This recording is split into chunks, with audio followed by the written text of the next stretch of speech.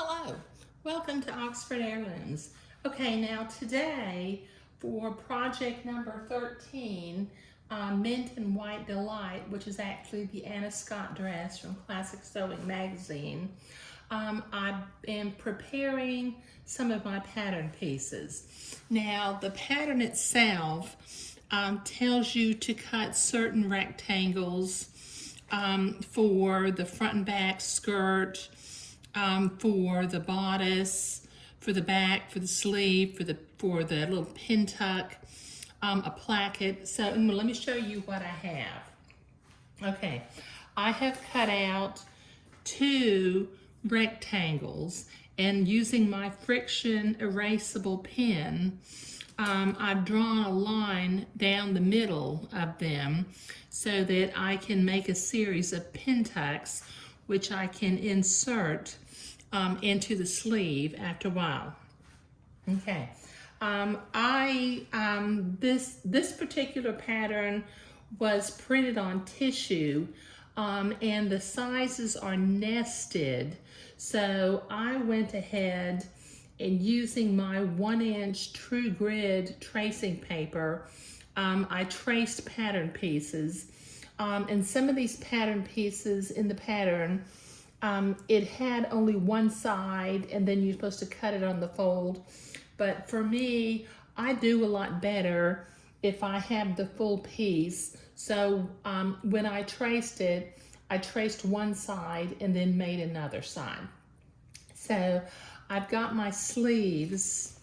I have marked on the fabric with the friction erasable pen where the lace needs to be inserted, and I made a little mark up at the top and the bottom so that I would know where to center the pin tucks. Okay, now on the back piece, it is my habit, I like to place my back yoke on a fold and have double fabric rather than having not a placket, but I don't like to fold the fabric over. I like to go ahead and have a solid piece of fabric. So I changed that pattern piece just a little bit. Okay, now on the front yoke, as you can see, the little embroidery that I had Xeroxed from something, I'm not even sure where I got that from, it was too small for my size 4 pattern piece, so I ended up having to redraw the embroidery. And I know I said that I wasn't going to share the embroidery, but since I redrew it and it's now my own, I will scan this particular pattern piece, and if you'll send me an email at oxfordheirlooms@gmail.com, I can send you by email the PDF of 1/2 of the yoke. I'm not quite sure I can get the whole yoke in there. But in order to do the curved lace coming up vertically, I had to dig out my old French curves. I have a set of those that I used to use with drawing years ago. But I have my front yoke pattern piece. I have used the friction erasable pen, and I have traced the hand embroidery, which I will do first before I insert any of the lace, because I don't want to catch the lace in the embroidery hoops.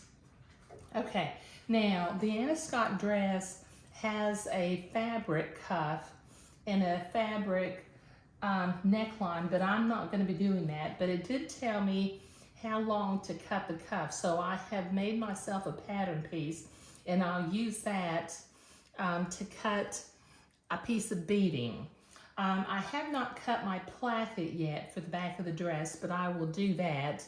And the other thing I have not cut is I have not cut my 2 front and back skirt pieces, because when I was looking at the pattern, I'm making this dress in a size 4, And the size 4 dress, if I follow the pattern exactly, is going to be only 24.5 inches long. But the little lady who I'm making this dress for, she needs to be a size 4, but she's kind of a tall drink of water. So she needs to have a dress that's 27.5 inches long. And I'm not really sure, based upon my insertion laces and the beading and the edging, how wide my lace band will be at the hem of the dress. So I'm going to create that fancy lace band and attach it, and then I will determine how long to cut my front and back skirt pieces. But there was a pattern piece for the armhole guide, which I will be using later on. And there is a guide for cutting the curved edge along the top of the skirt so that it'll fit on the curve of the bodice. So I will get to that.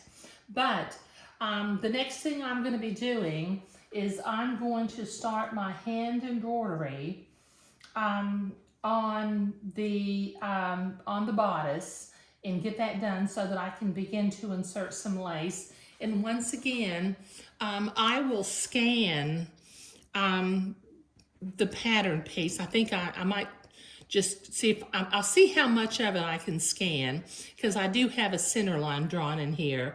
But I will put a slide up at the very end with my email address, and if you will send me an email to oxfordheirlooms@gmail.com and ask for the front yoke for project number 13, I will scan and send that to you by email. Like I said, since I did redraw it, and it is now my own sketch, I will share that with you. Okay, so I've got some hand embroidery to do, and that'll take me a little bit of time. And I'll show you where I place the colors later on. But for the most part, these large black dots are going to be pink bullion roses. The small little black dots are going to be yellow French knots. And the running stitches, I will have green running stitches with little green lazy daisy leaves here and there. And I think that will be really, really pretty. But doing the hand embroidery is what I'm going to be doing next. Thank you.